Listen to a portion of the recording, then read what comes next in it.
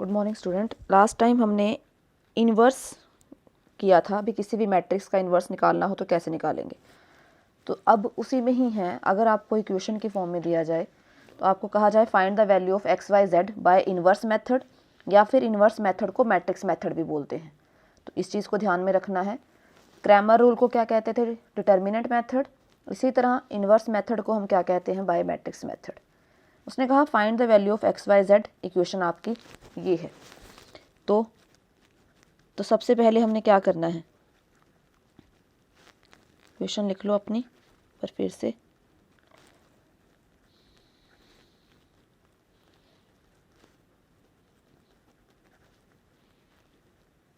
जैसे Cramer rule में हमने पहले टर्म्स अलग अलग की थी, रीराइटिंग, तो क्या आ जाएगा? ये 1, इसके साथ क्या है 1 1, इस x के साथ 1, फिर 2 3 1 4 और into X Y Z is equal to 3 4 6। ये स्टेप हम कर चुके हैं किसमें? क्रैमर रूल में। अब उसके बाद लेट कर लो भी ये मैट्रिक्स आपकी ए के इक्वल है, ये x है और ये b है। वैल्यू किसकी निकालनी है? एक्स वाई जेड की। तो अब ऐसे यहाँ से तो निकलेगी नहीं, तो इस a को हमें इधर लाना पड़ेगा। जब ये इधर आएगा, इधर मल्टीप्लाई है तो इधर आके क्या हो जाएगा? डिवाइड। इसकी पावर यहाँ क्या है? 1।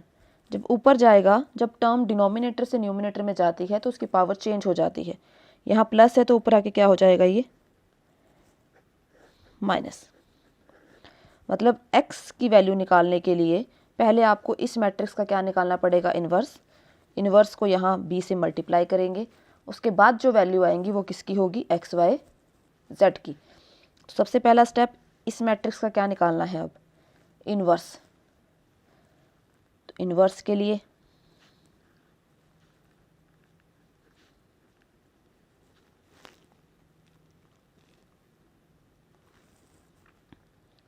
तो इन्वर्स में सबसे पहला स्टेप क्या था? क्या निकालते हैं इसका? डिटर्मिनेंट। निकालिए।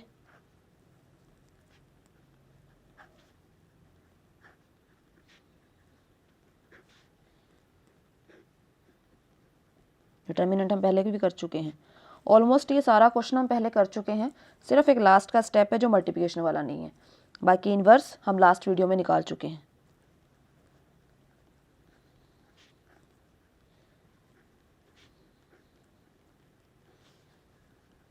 -12 6,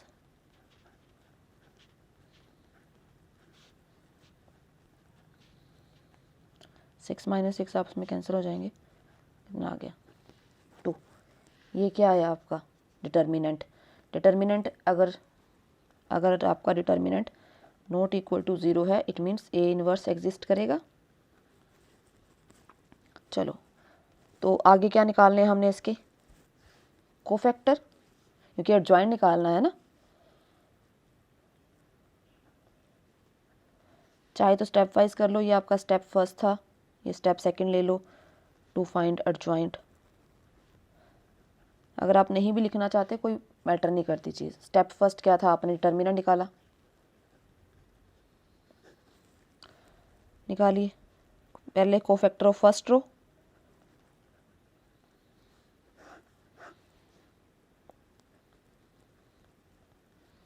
फर्स्ट रो का पहला एलिमेंट क्या है? 1।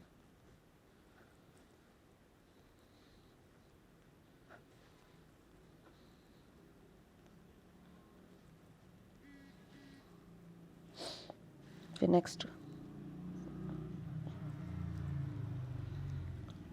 पर अब साइन किसका आएगा बाहर? माइनस का।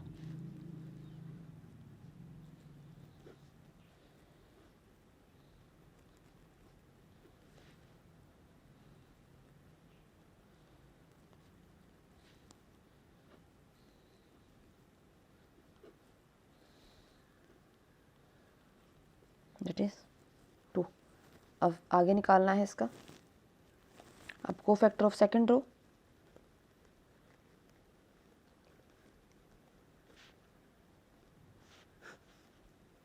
सेकंड रो का पहला एलिमेंट क्या है? 1।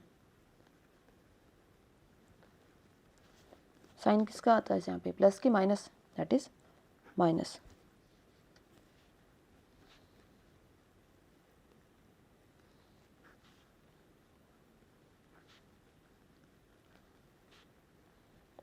कितना आएगा ये -5।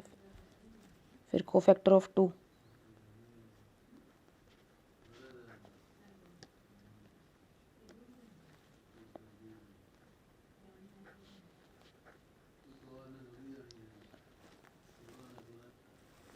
अब सेकेंड रो का लास्ट एलिमेंट क्या है आपका 3,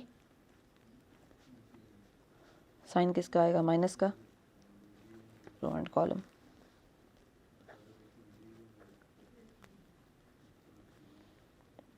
-3।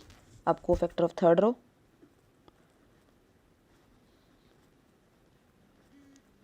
ये टर्म देखने में लेंथी ज़रूर है, पर अगर आप प्रैक्टिस करेंगे तो इजी हो जाएगा ये।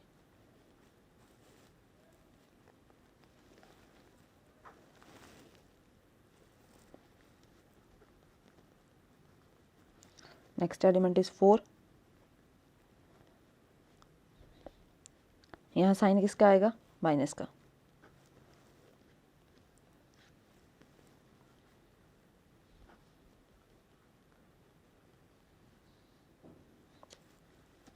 Cofactor of 9,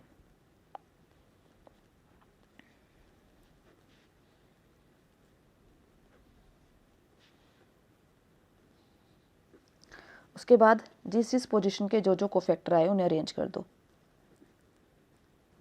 cofactor of matrix,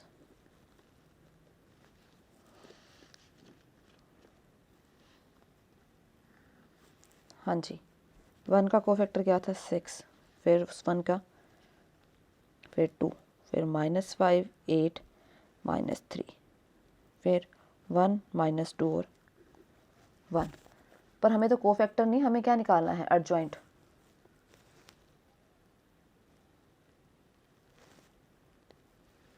तो एडजॉइंट के लिए इसका क्या करना पड़ेगा हमें, ट्रांसपोज करिए। 6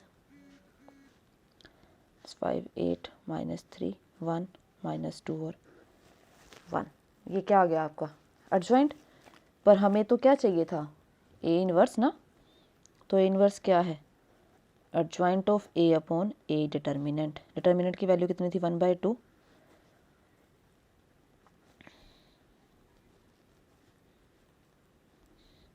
तो इस ए इनवर्स की वैल्यू कहाँ अप्लाई होगी अब, इन इक्वेशन फर्स्ट, यहाँ से उठाई थी ना हमने, तो यहीं रखेंगे अब इसकी value. Put the value of A inverse in equation first. Equation first क्या है x = ए इनवर्स b। ये x का मतलब क्या है x y और z। ए इनवर्स की वैल्यू 1/2, 6 -5 1 -6 8 -2, और b की वैल्यू कितनी थी दैट इज 3 4 6। इन्हें मल्टीप्लाई करो,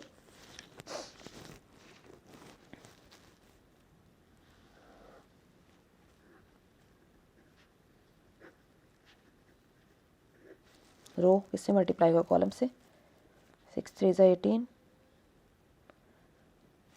फिर आगे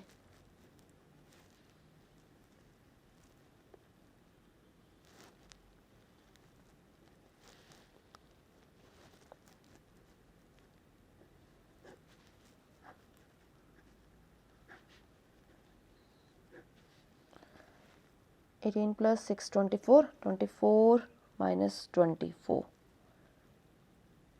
-18 - 12 -30, -30 + 2 2, 6 + 6 12, 12 12 - 12 0। ये वैल्यू डिवाइड भी होंगी 2 से, करिए 4 / 2,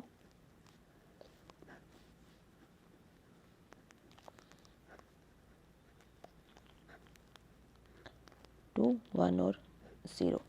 तो x की वैल्यू कितनी आ गई 2, y की वैल्यू कितनी आ गई 1, और z की वैल्यू कितनी आ गई 0।